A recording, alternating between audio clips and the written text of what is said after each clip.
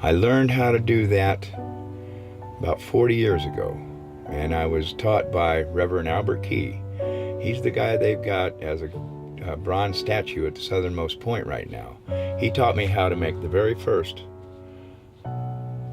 conch horn, and how to make it and how to blow it. And so I've been sounding the conch. I call it sounding the conch. And I've been doing that for about 40 years. And in 2011, I was sort of crowned Royal Sounder of the Conch under Queen Leah Fox of the Conch Republic. And in 2015, I won the conch shell blowing contest at the oldest house on Duval Street. And as a matter of fact, that year we boarded the conch train, and I was in the lead car, of course, and we all went out and to the southernmost point. And that's when the mayor and other commissioners unveiled the statue of Reverend Albert Key.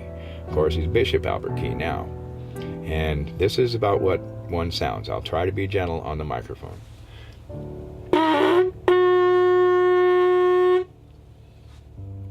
That's a conch shell.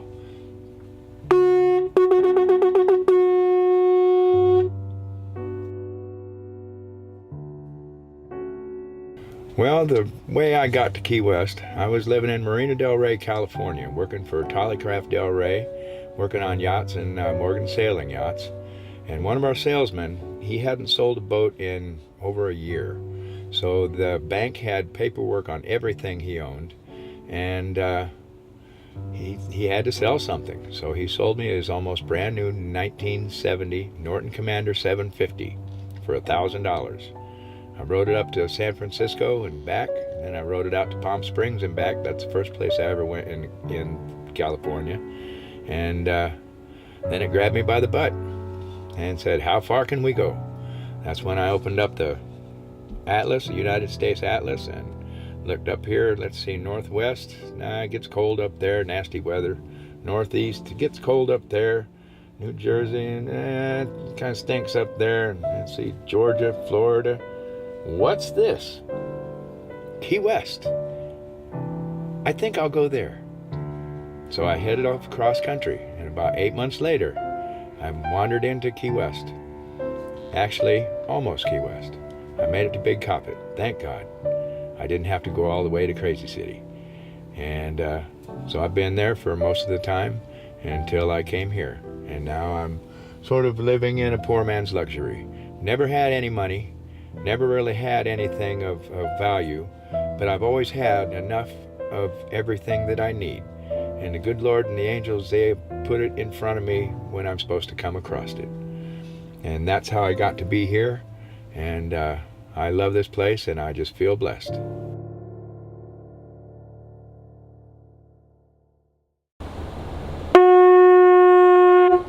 Thank you, Lord, for another beautiful day. And thank you for all the angels you send our way. And thank you for letting us be here now. Thank you, Lord. And another thing I've always known, that I do have angels around me.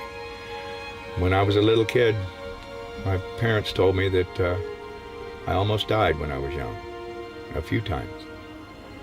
And they told me that I replied to them, "I know, my angels told me." And one was badly sunburned. Another one was colitis. I broke out on the inside of my stomach as well as the outside. Overdose of penicillin. And the one that I do remember was I was 11 years old, building my own soapbox derby. Of course, everybody else's kid, everybody else's dad built theirs. They were all fiberglass and purdy. Mine was chicken wire and paper mache. But I built it myself. And in building it, I was outside with a couple of sawhorses and a skill saw, the old aluminum handled skill saws, and I plugged it into an outlet on the outside of the garage. I didn't know about electricity, so I had bare feet and I was in damp grass. I grabbed that handle and I just froze, standing there still. I was alert I could see my friend laughing. He thought I was joking. But just then, I felt a hand push on my chest, and it knocked me backwards, and I fell straight backwards, and it unplugged the skill saw. And I believe that was the hand of an angel.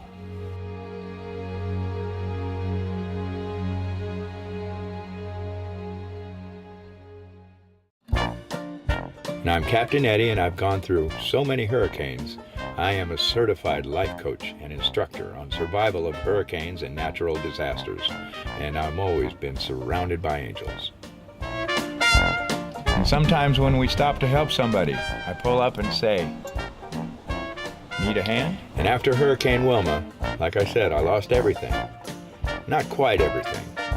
A good old whiskey bottle with angel wings on it. And the bottle cap. I got an old friend, Ruthie Midway, from the Midwest. She told me a true story about angels.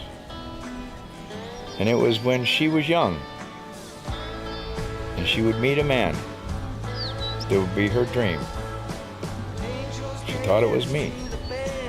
I don't know. Maybe, but I haven't seen her in years. But then I finally saw her again. She was taking care of a grocery store. And I saw her and I recognized her. I said, "No, I'm Captain Eddie. And I'm ruthless." I did have a few things left in my Dukes of Hazzard lunchbox.